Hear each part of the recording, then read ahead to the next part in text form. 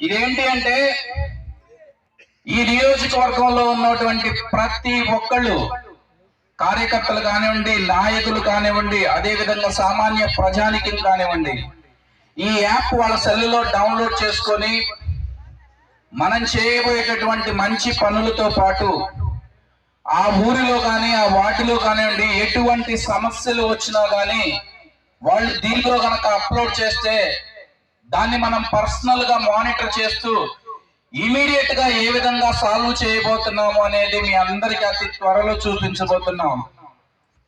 ఒక్క కంప్లైంట్ లాగే కాదండి, మనం చేసే పని లేదా పార్టీ చేసే పని ఏది నచ్చకపోయినా కానీ మీ అందరూ ఓపెన్ గా మీ అభిప్రాయాన్ని తెలియచేయడానికి, లేదా నేను ఏది తప్పు చేస్తున్నా గానీ నన్ను ముట్టికాయలు వేయటానికి కూడా ఇది బాగా పనికొస్తుంది.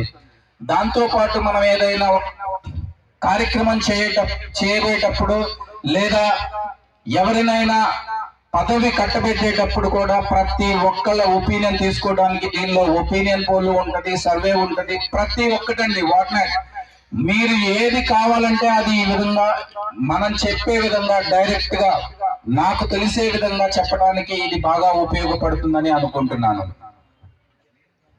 ఫైనల్ గా ఒక్కటే చెప్తున్నానండి, గత 2 సంవత్సరాలుగా ప్రతి కార్యకర్త కూడా బాగా ఇబ్బంది పడుతున్నాడు. కార్యకర్తలందరికీ ఒకటే చెప్తున్నాను, మీ మీద చెయ్యి పడాలంటే ముందు నా మీద చెయ్యి పడాలి.